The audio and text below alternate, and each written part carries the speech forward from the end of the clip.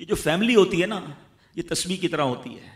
اور ہم نے دیکھا ہے کہ یہ جو ہے نا تسبیح کے اوپر والا حصہ، یہ ماں باپ ہوتے ہیں. جب یہ چلے جاتے ہیں نا تو اپنے بھائی بہنوں کو جس طرح تسبیح کے دانے بکھرتے ہیں نا، اس طرح بکھرتے دیکھا ہے. جب تک ماں باپ ہیں پہلے تو ان کی برکتیں لینا، اور جب یہ چلے جائیں نا تو یہ دانے بکھرنے مت دینا، جوڑ کے رکھنا اپنی فیملی کو. یہ فیملی، یہی تو پیار ہے زندگی میں. تھوڑے سے پیسوں کے لیے بھائی بہن لڑتے ہیں، جائیداد کے لیے بھائی بہن لڑتے ہیں، تھوڑے کاروبار کے لیے لڑتے ہیں. ارے قربان کر دو، کوئی بات نہیں، بھائی کو تھوڑا زیادہ چلا جائے. بہن کے میری بہن کے گھر میں ہی جا رہا ہے نا، یہ تیرا ہے، یہ میرا ہے، نہ کیا کرے. یہ گھر کی محبتیں آپ کو بہت ساری بیماریوں سے بچاتی ہیں. حدیث پاک میں آتا ہے جس کا مضمون ہے جو چاہتا ہے کہ اس کی زندگی میں اضافہ ہو جائے، عمر میں اضافہ ہو جائے، بری موت سے بچے، اسے چاہیے کہ وہ صلہ رحمی کرے. صلہ رحمی کیا ہے؟ اپنے رشتہ داروں کے ساتھ اچھا سلوک. اور رشتہ داروں میں the closest family member جو ہے وہ بھائی بہن ہیں، وہ ماں باپ ہیں، بیوی بچے ہیں. ارے ان کو چھوڑ کر دنیا سے محبتیں جتا رہے ہو؟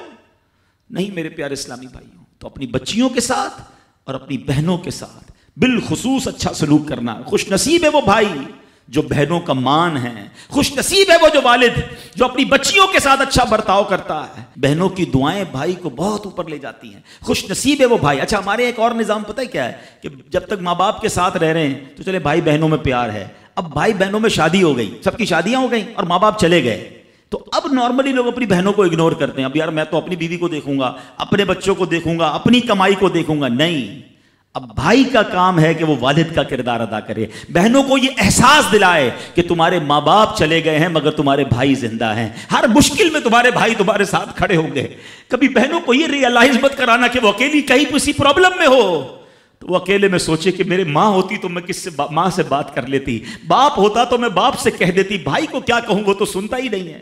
ہیں ایسے بھائی آج بھی کہ بہنیں انہیں اپنا دکھ بھی شیئر نہیں کرتی ہیں، بلکہ بھائیوں کو پڑی ہی نہیں ہے بہن کدھر گئی.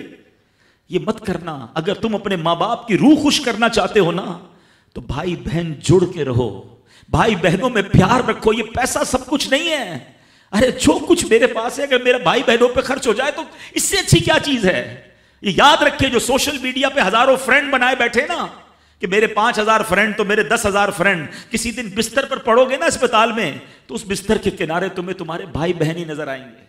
وہ سوشل میڈیا والا تمہارا جو سارے دن چیٹنگ جس کے ساتھ واٹس ایپ پہ لگے ہوئے ہو نا گروپ میں، کوئی نظر نہیں آئے گا. جب تمہارے گھر میں کوئی بچے کا پرابلم ہوگا، آدھی رات کو اگر تمہارے گھر کوئی آ کے تمہیں دلاسا دے گا تو تمہارے بھائی بہن ہوں گے. بہنوں کو حقیر نہ سمجھنا. یہ ان لوگوں کے لیے بھی درس ہے. اسلام جب نہیں آیا تھا نا تو بہنوں کے حقوق نہیں تھے، ان کو کوئی ورثے میں حق نہیں دیتا تھا، بہنوں کی شادیاں نہیں کرواتے تھے. مگر آج بھی کچھ قبائل سنا ہے ایسے ہیں، آج بھی بدبخت کچھ لوگ ایسے ہیں جو بہنوں کے حق دبا لیتے ہیں. ارے بہنیں تو غم گسار ہوتی ہیں، بہنیں تو بھائیوں کا مان ہوتی ہیں. ارے بہنیں ہوتی ہیں تو گھر میں رونق ہوتی ہے. ارے بہنوں کو عزت دیا کرو، بہنوں کو پیار دیا کرو. اللہ کے حبیب فرماتے ہیں ایسا بھی ہوا کہ کچھ لوگوں کی ماں باپ جلدی چلے گئے، اب بھائی پر بہنوں کا بوجھ ہے. ایک صحابی کے بارے میں آتا ہے ان کی 6 یا 7 بہنیں تھیں اور سبحان اللہ وہ اپنی بہنوں کو انہوں نے پالا، اپنی بہنوں کو باپ بن کر پالا. ان کے بالوں میں کنگھی بھی کرتے تھے. اور جب بہنوں کی شادیاں ہو گئی، بہنیں بڑی ہو گئی، اپنی شادی تاخیر سے کی اور شادی بھی کسی بیوہ سے کی.